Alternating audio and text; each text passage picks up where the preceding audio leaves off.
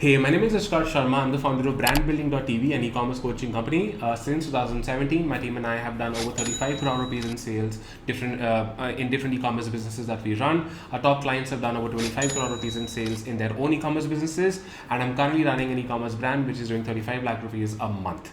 Now, before sharing with you how our top clients have done over 25 crore rupees in sales combined, let me share my screen and tell you a bit more about the clients and where they're from. So let's move on to my screen. So I'm currently on brandbuilding.tv's website, and when you go to this link, and by the way, I'm going to add this link below the video. When you go to this link, you would be able to see all of these results yourself, and we've also got interviews with the clients and everything. So here's Mukul. Mukul is from Indore. Now Mukul has done over 10 crore rupees in sales with his e-commerce brand in the last 3 years. He met us online.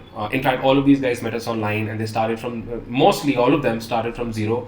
By zero, I mean that they did not have any e-commerce experience.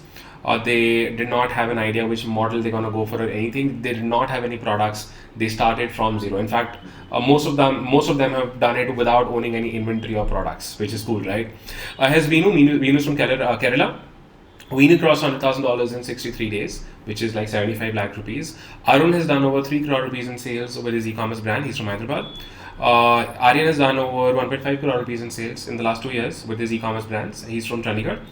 Tausif is from Texas, US. And when Tausif met us online, he was doing $2,000 a month with his e-commerce brand. And when he started working with us, he was able to cross $100,000 a month in 2 months. Aditi has done over $130,000 in sales with her e-commerce brand. She's from Mumbai. Rohan is also from Mumbai. He's recently crossed 1 crore rupees in sales with his e-commerce brand in the last 2 years. Vishal crossed his first $100,000 within a year of working with us with his e-commerce brand. He's from Noida. Archit has done over 1 crore rupees in sales with his e-commerce brand. He's from Delhi. Anmol has done over $50,000 in sales. He's from Meerut. Neeti has done over 75 lakh rupees in sales with her e-commerce brands.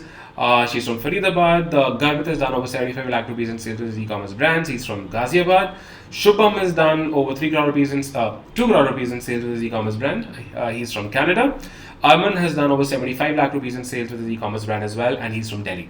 Now, what I'm going to do is I'm going to add this link for you to check, and you can also, have a look at these interviews. When you go here, you would be able to check the interviews or the podcast that we've done with some of these guys. I'm going to add the link. I'm going to add this link below this video. So now let's talk about how our top clients were able to do this for their e-commerce brands. And 99% of these guys started from zero, which means they did not have a product. They did not know what they're going to sell. They did not know what niche they're going to get into. All of them started from zero, which is a good news because even you can do if you're not really running an e-commerce brand right now. Now, step one is you want to finalize an e-commerce based business model. So what business model do you want to be going for? Either you could start dropshipping. Dropshipping simply means that, let's say, in dropshipping, you don't really own the product. You don't stock any inventory. You don't open a manufacturing. You sell other people's products. By other people's products, I don't mean other brands, but what I mean is you sell unbranded products like, you must have seen gadgets and toys and dolls and, pretty much everywhere, from chairs to printers to furniture to home decor. Pretty much every e-commerce product that you see on Amazon, you can dropship it.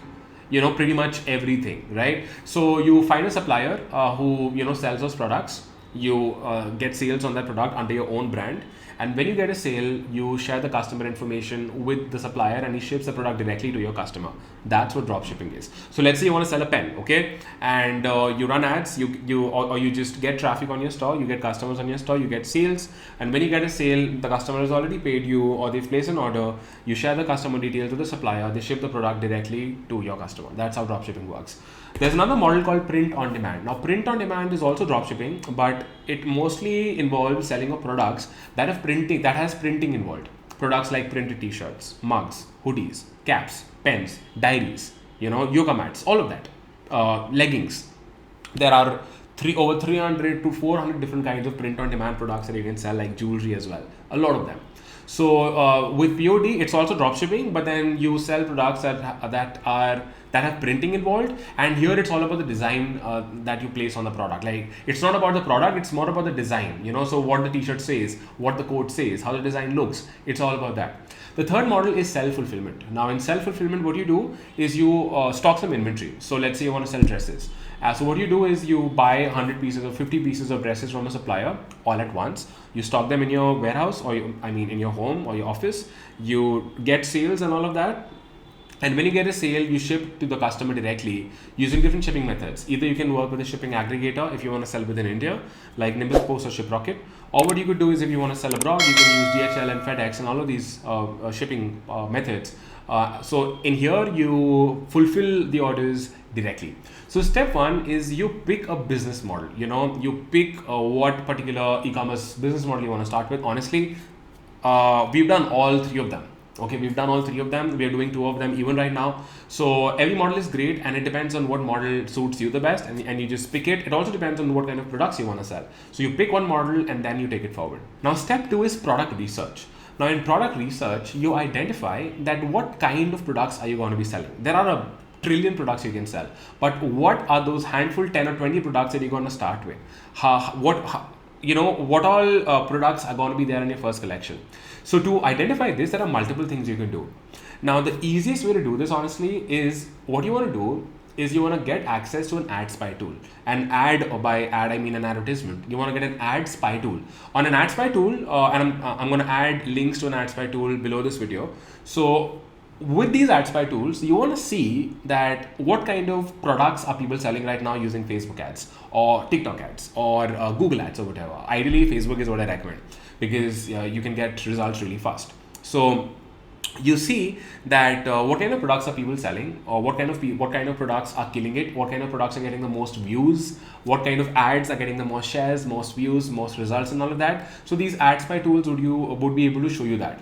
So, based on that, you would know that what kind of niches are working, what kind of products are working, what kind of designs are working. So you do your research from there, you take some inspiration from there, and then you move on to the next step. By the way, I'm going to add another video in the description which will teach you how you want to be doing your product research. But for now, let's move on to step 3. Now, step 3 is getting traffic to your store, or getting traffic to your website.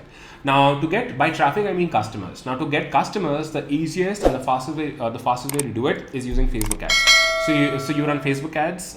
You keep it very simple. You target your audience. Let's say if I want to sell a pen, let's say I target people who already love pen-related brands like Parker, or whatever brands out there. So what you do is you target these particular interests or those audiences. People come to your store, they buy from you. You keep it simple, and when they buy from you, either you drop ship it, you self-fulfill it, or if it's a printed pen or whatever, your supplier will print it and ship it directly to your customer. So step 3 here is going to be marketing. With marketing, it's all about testing, because there are no guarantees that the product that you found, which was working for someone else, will also work for you. You will know only after you test it. By testing, I mean after you spend some money on it, after you spend some money to send traffic to your product page or to your website. So people are going to see your ad, they're going to go to your product page, they're going to see if they like the product, they're going to order it or they won't, and then you'll see which products are people really ordering the most, and which products are giving you a positive return on ad spend. Right? Because every product will not give you a positive return on ad spend, right? Most of them won't. But then they're going to be these winning products wherein you're going to make profit every time you sell it.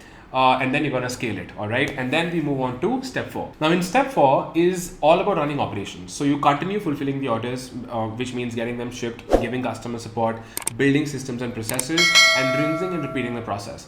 The more you learn, so based on what you sell, you'll get data. You'll understand what kind of products are selling the most, what your customers are telling you, what kind of products customers love, what kind of products are coming new in the market, what's trending or whatever, or what kind of niche you entered, what kind of brand you want to build. So based on that, you just continue rinsing and repeating the process and following these 4 steps. If you want to continue learning how to build your own e-commerce D2C brand, I'd love to invite you to my Facebook group called the Brand Building Community. I'm going to add the link to my Facebook group below this video. But remember, we ask you 3 questions when you apply to join this Facebook group. So answer those questions, and otherwise we won't approve you, because the group is not for everybody. We only want to let people in who we feel are a good fit for the community and the group. I'm going to add a link in the description, and that's it. Thank you so much for watching this video. Cheers. Happy brand building.